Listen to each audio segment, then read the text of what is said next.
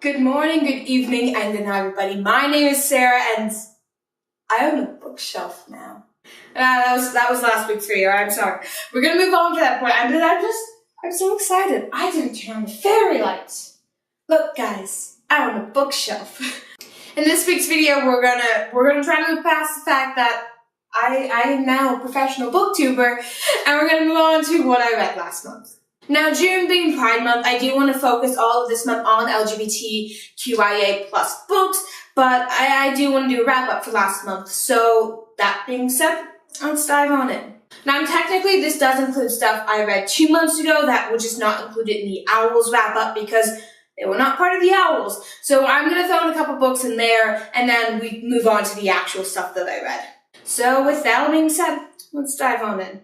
Book number 1 is Peter Pan. I have been trying to catch up on all my classics, especially Disney classics or stuff that Disney bought the rights to and all that stuff. I've been trying to catch up on these sort of books, and so Peter Pan, I knew a lot of stuff going into it.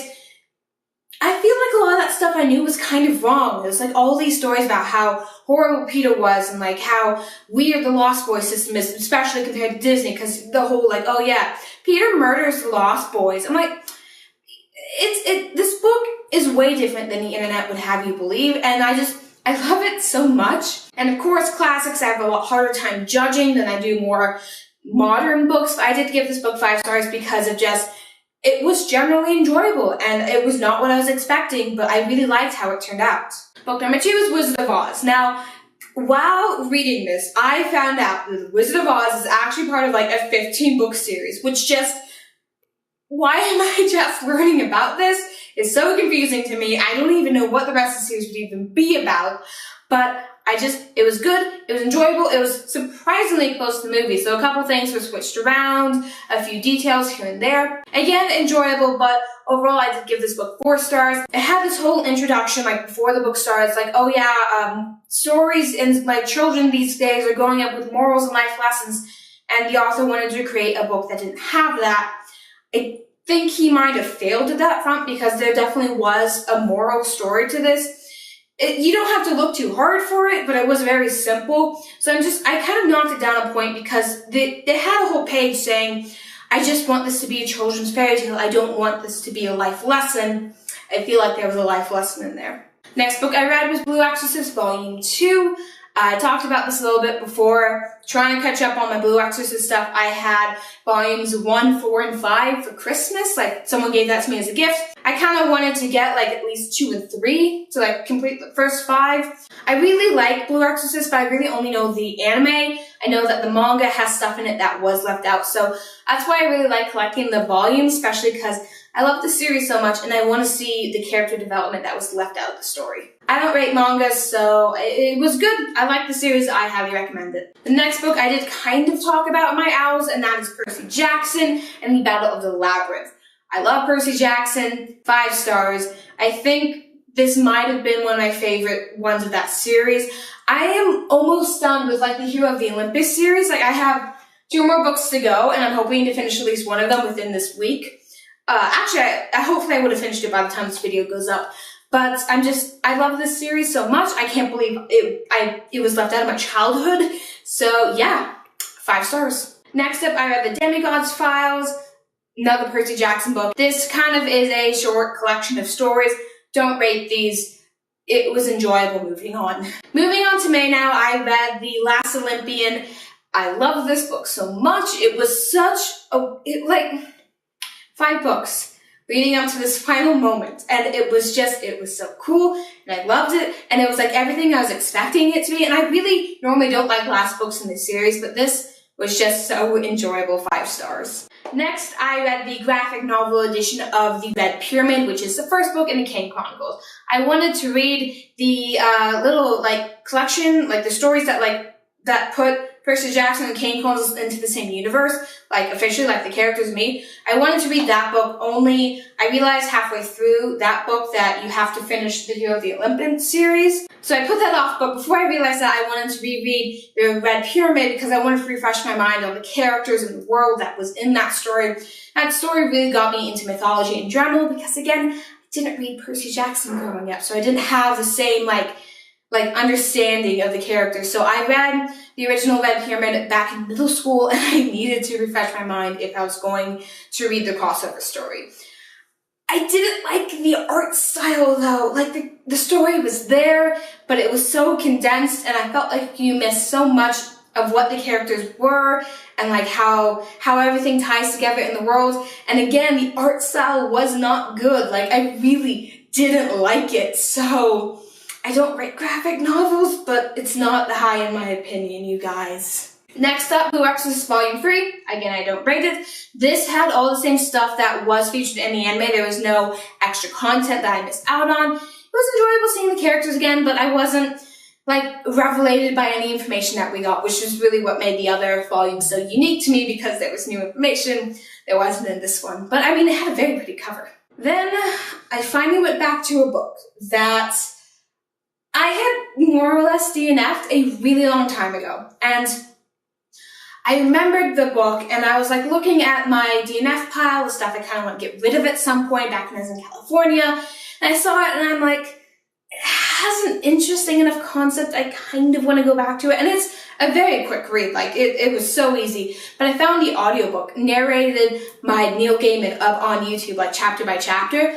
So the audiobook made it a lot more interesting. So the Graveyard Book follows this boy named Nobody, and he grew up in a graveyard. He was raised by the ghost there after his family was murdered by someone. That's a huge mystery of trying to figure out who murdered his family. Again, I DNF'd this book at one point before going back to it, so automatically, my opinion isn't that high of it. It wasn't, it had some faults. And the thing is, I'm not sure what to rate this, because the audiobook definitely made it more enjoyable, but it's just, I don't know, I gave it a 3 stars or something. I feel like I need to put it lower, maybe 2.5, sticking with a solid 3 stars, because I'd enjoy it once I found the audiobook, but still, I'm the first half was so weird, and he has this magical powers he picked up from living in the graveyard. He can just fade from people's notice, and he can slip through walls. I'm very confused of what the story is supposed to be,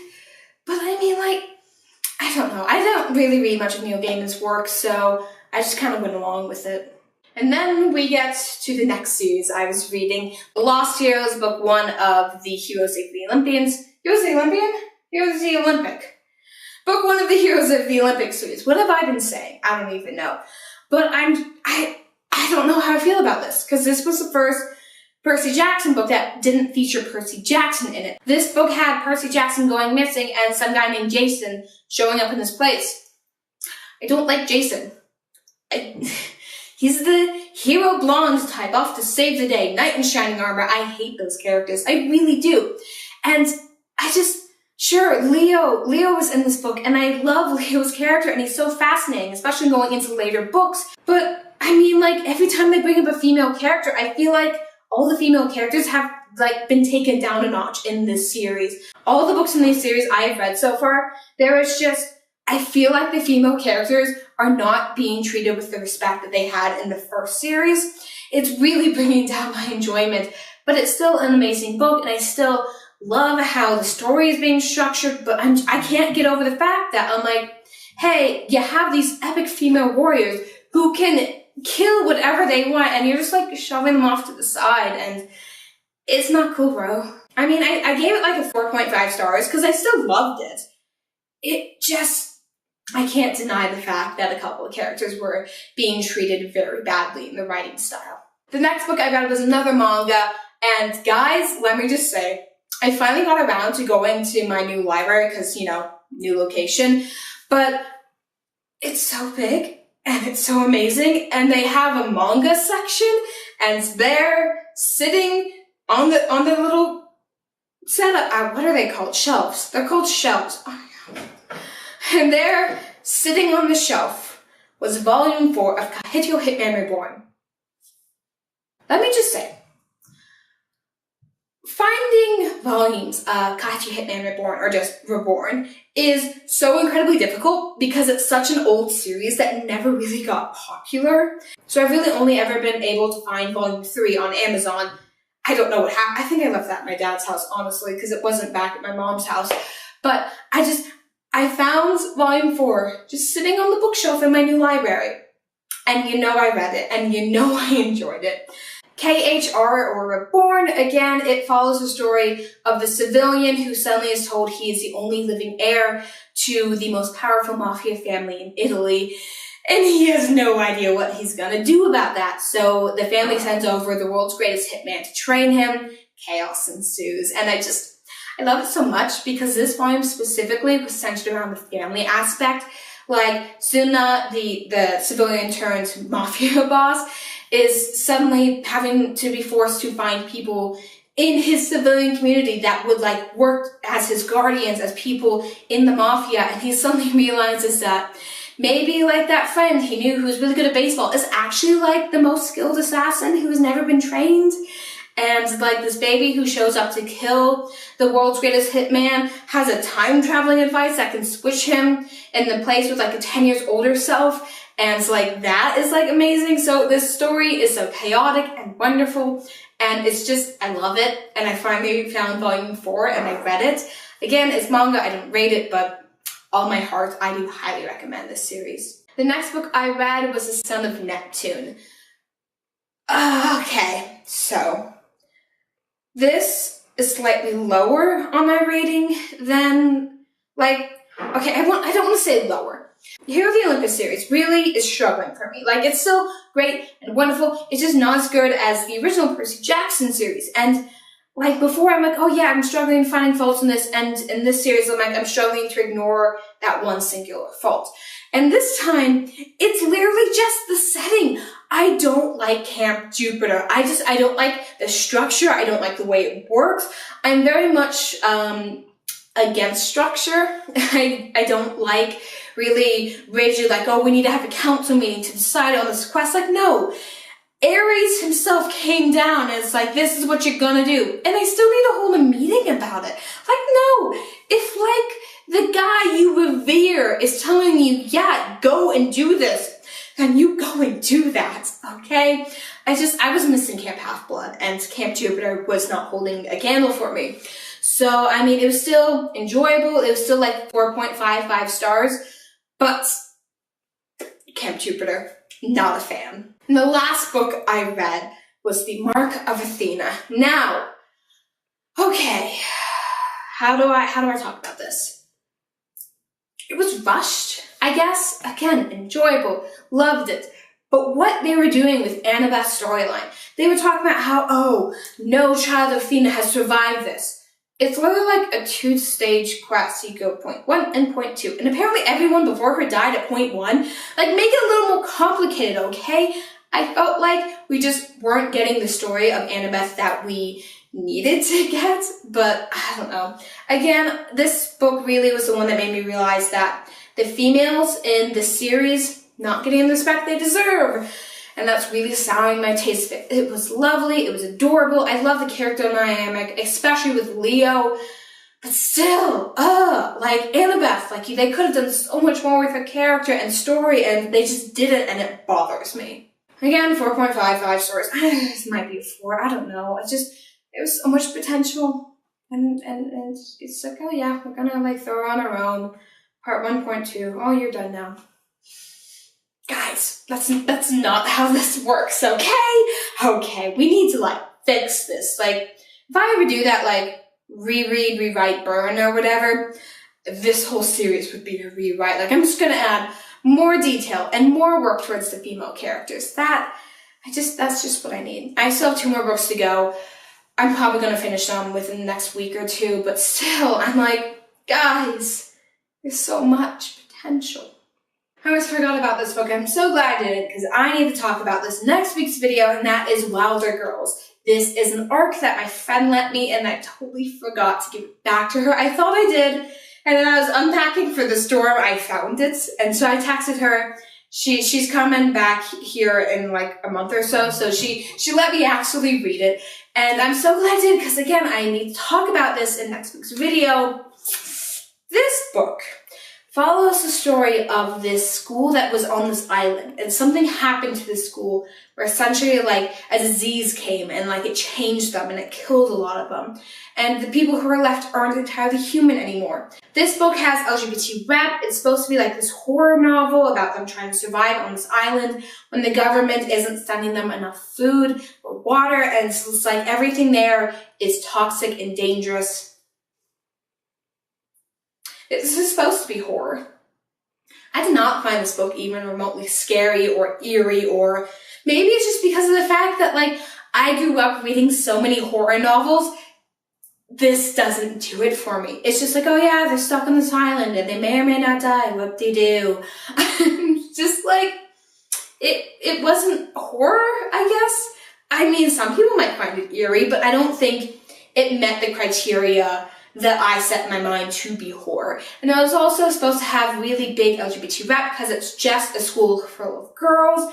And I will admit there was some, but it so wasn't the focus of the story. I kind of forgot about it at times, which is really bad because I want to talk about this in next week's video all about, can I tell you guys? I don't want to tell you guys what this is. Wait till next week. I don't know. I gave it 3 stars because it did have the structure of a good story. I enjoyed it, but it's forgetful. This took me about like a day and a half to read. I kept putting it down, but when I picked it up again, I just flew through it. So I don't know if I like this or not. I really don't. I feel like if this comes out in audiobook, I might reread it because I think horror would work a lot better in an audiobook sense, but just reading it, it wasn't quite working for me. So yeah, that has been my May reads. I read so much, and yet at the same time, it all felt like it was going so fast. Because I was listening mostly on like audiobook, and then there was so many mangas and like graphic novels. I was able to read a lot, but at the same time, I felt like I wasn't able to sit and like digest the story. So I might like tone that down for next month, or this month, I guess. But I'm also doing a readathon this month, and so, we'll see. Thank you guys all so much for watching. If you liked this video and like my new setup, please leave that down in the comment section down below. And while you're there, don't forget to hit like and subscribe. And as always, good night, good evening, and good morning, everybody.